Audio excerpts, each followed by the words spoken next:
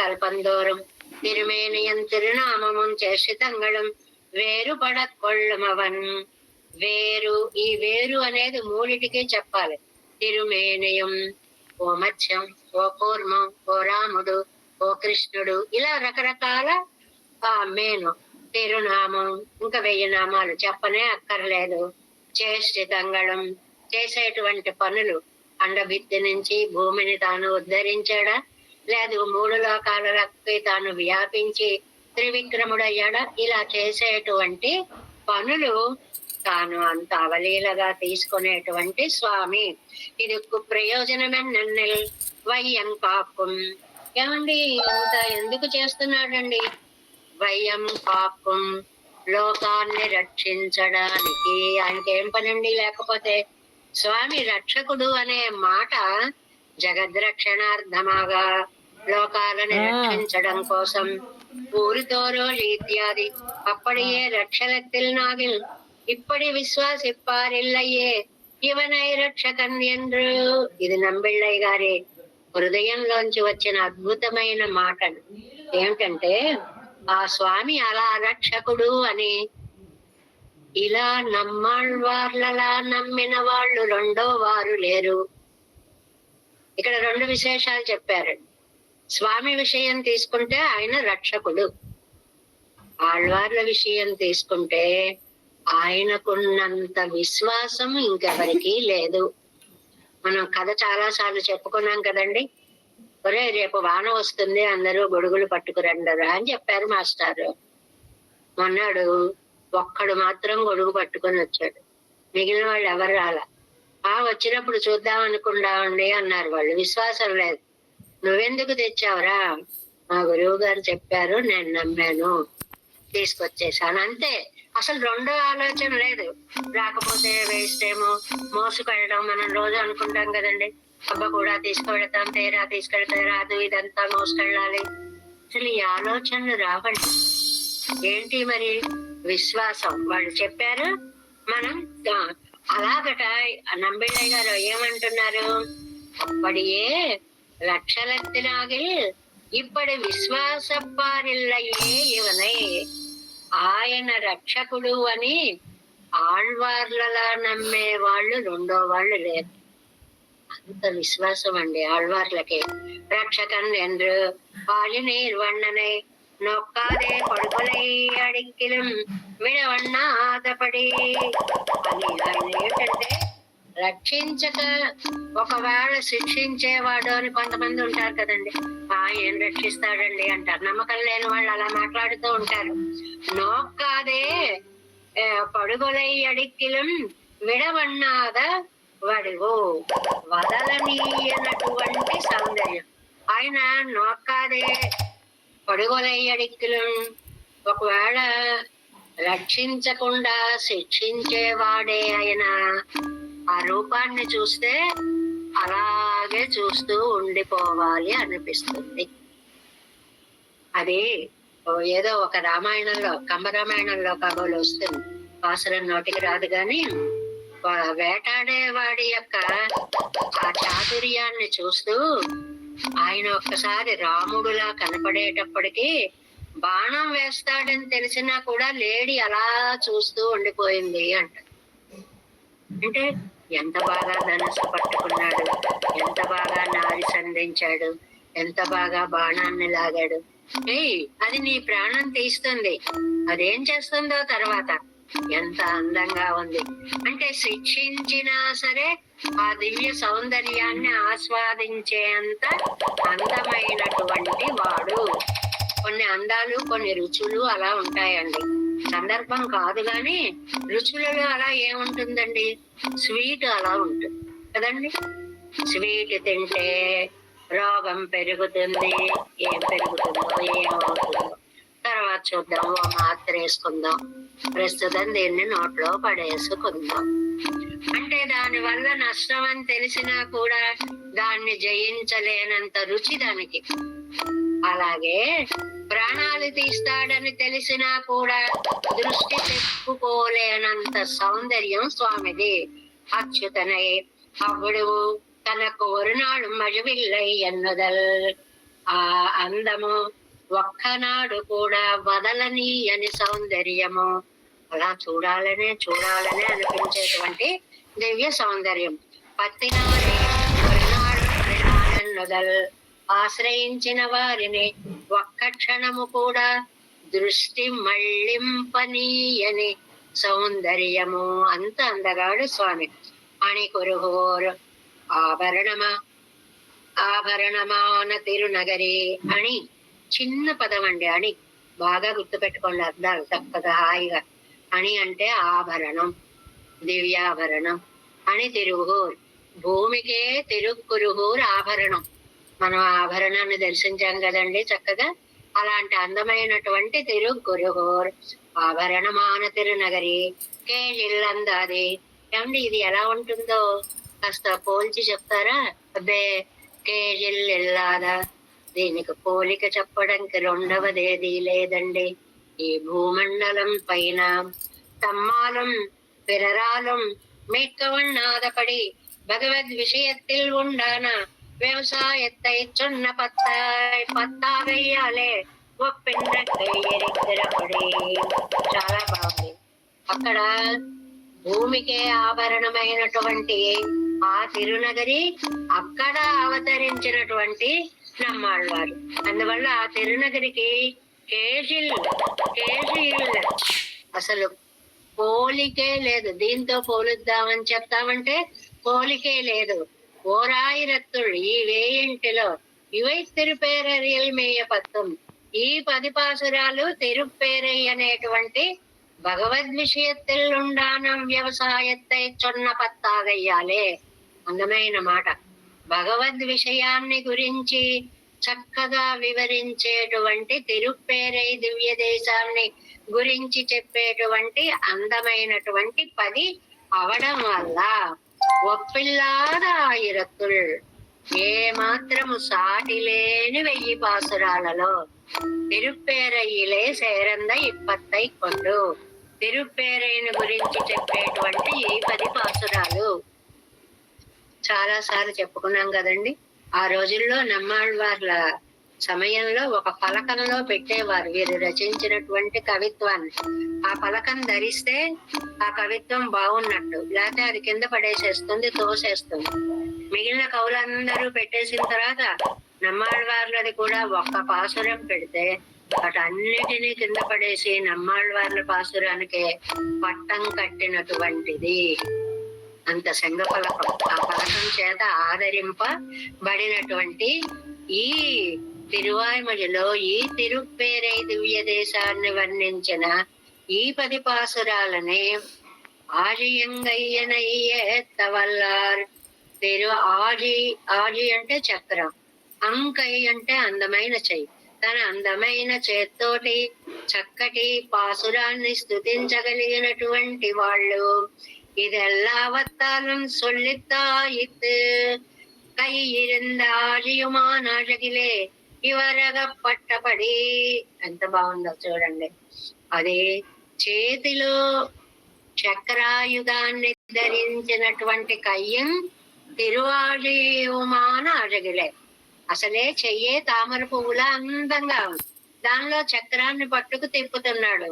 ఇవరగా పట్టబడి అంటే దానికి వశపడిపోయినటువంటి ఆళ్వారు ఆ రూపాన్ని తలుచుకునేటప్పటికే ఆహా ఏమి హస్తము, ఏమి చక్రము, ఏమి శంఖ చక్ర దారి సౌందర్యము. అల్లాద అజగుగల్ ఒరుపడియం ఇది ఒరుపడిమా ఇరెక్కై. ఇదండి విషయం. మిగిలిన అందాలన్నీ ఒక ఎత్తు.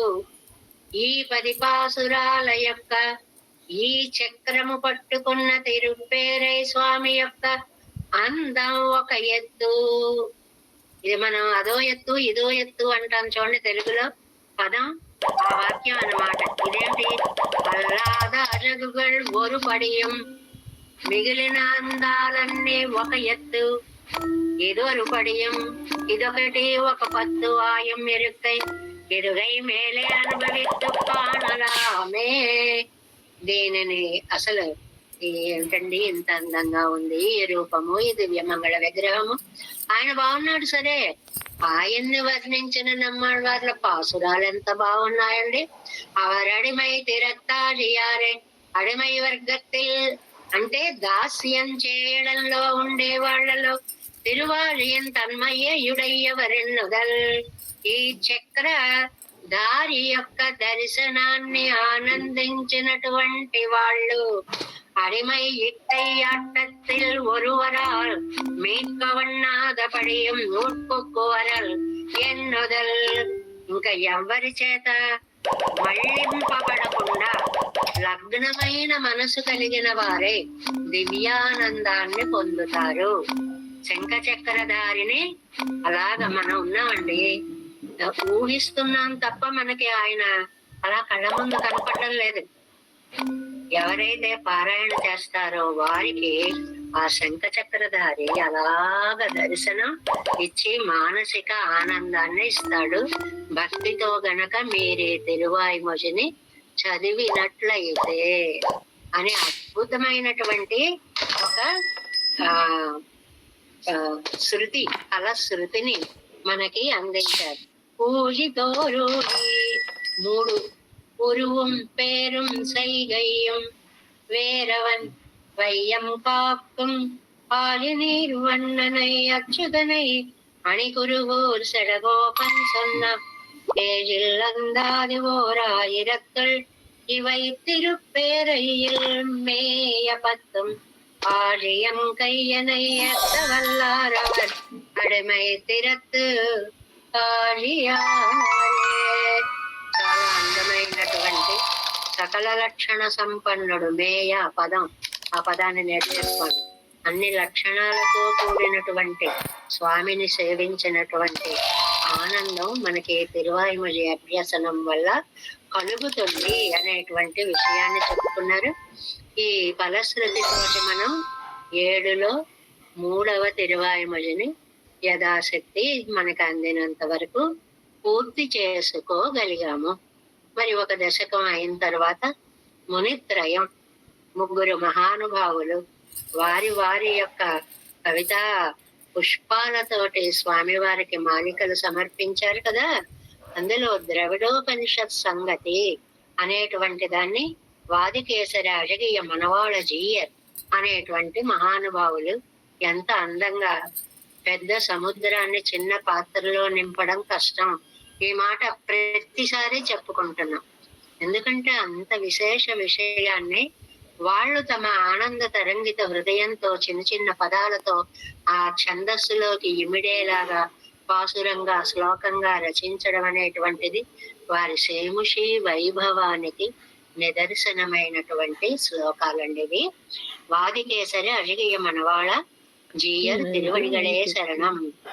శ్రీరంగ భర్తు అశరణ్య శరణ్య భావ ప్రస్తావలబ్ధ ధృతిరన్యగతౌ సభూయః స్వస్మిన్ హిత ప్రియ పరేతర నిర్విశేషం ఆసీదవర్య బహుళాభిరుచి తృతీయే.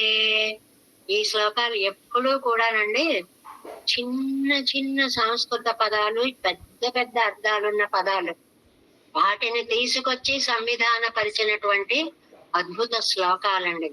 శ్రీరంగ భర్తు, శ్రీరంగనాథుని యొక్క అంటే అందమైనటువంటి పెరుమాళ్ళ యొక్క అశరణ్య శరణ్య భావ ప్రస్తావలబ్ధ ధృతి.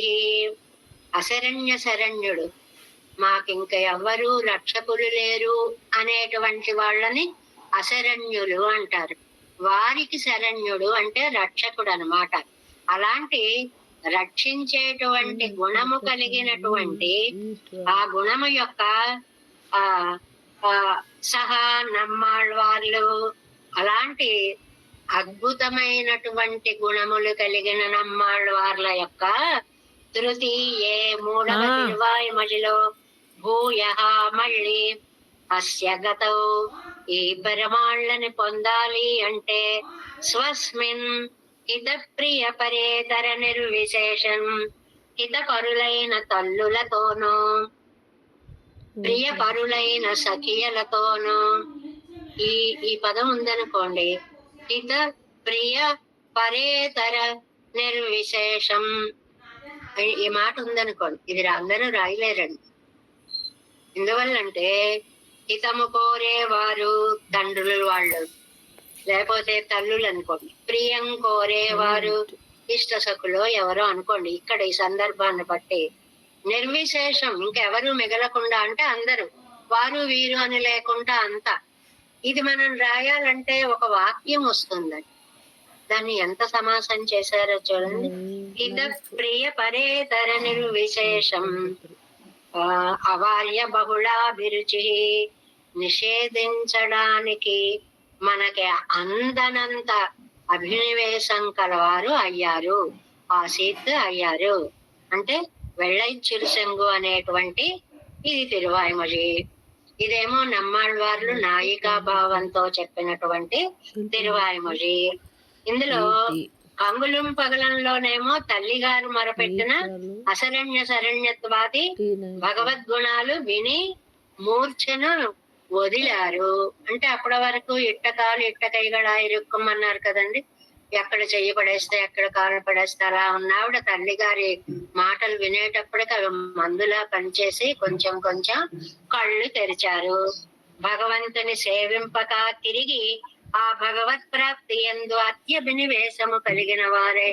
ఆహా అమ్మా, ఎంత మంచి మాటలు చెప్తున్నావే, నా చెవుల్లో అమృతం పోసినట్లుందే అనుకుంటూ ఆ వేళ ఆ తిరుప్పేరైలో వేంచేసి ఉన్న పెరుమాళ్ళని, మకర నెడుంకాజల ఆ అందమైనటువంటి మకర ఆకారము కలిగినటువంటి ఆభరణాలను ధరించిన చెవులు కలిగినటువంటి స్వామి దగ్గరికి వెళ్ళడానికి ప్రయత్నిస్తే అలా వెళ్ళొద్దమ్మా అని తల్లులు, మిగిలిన వాళ్ళందరూ నిషేధిస్తే దానిని లక్ష్య పెట్టను, నేను వెళ్ళి తీరతాను అని చెప్పారు అనేటువంటిది ఈ 10లో చెప్పబడింది.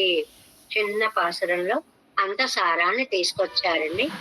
అమ్మో, ఇంకా వేదాంత దేశికులు ద్రవిడ తాత్పర్య రత్నావళి ఒక్కొక్క సమాసము ఒక్కొక్క పాసురార్థము అని ప్రతిసారి చెప్తున్నారు. ఎందుకంటే ఎన్నిసార్లు చెప్తున్నారు అని అంటే ఆ వైలక్షణ్యాన్ని మనం మళ్ళీ మళ్ళీ మనను అభ్యాసం ఎందుకు చేస్తామండి, మళ్ళీ మళ్ళీ చేస్తుంటే గుర్తుకుంటూ వస్తూ ఉంటుంది. అలా ఒక పాసురార్థం తెలియాలి అంటే ఒక పదంలోకి తీసుకొచ్చేసారండి వేదాంత దేశికులు. ఎంత వైభవం కలిగినటువంటి వారు. వేదాంత దేశికుల కవిత్వం సాధారణంగా ఏదో సంస్కృత పరిచయం ఉందండి, కాస్త తెలుసండి అనే వాళ్ళకి అర్థం కాదండి. పెద్ద పెద్ద పండితులకు కానీ అర్థమయ్యేటువంటిది కాదు. అలాంటి సముద్రంలో మనం చెప్పుకోవడానికి ప్రయత్నం చేసుకుంటున్నాం. చూడండి ఆ పాసుర శ్లోకాన్ని. పద్మా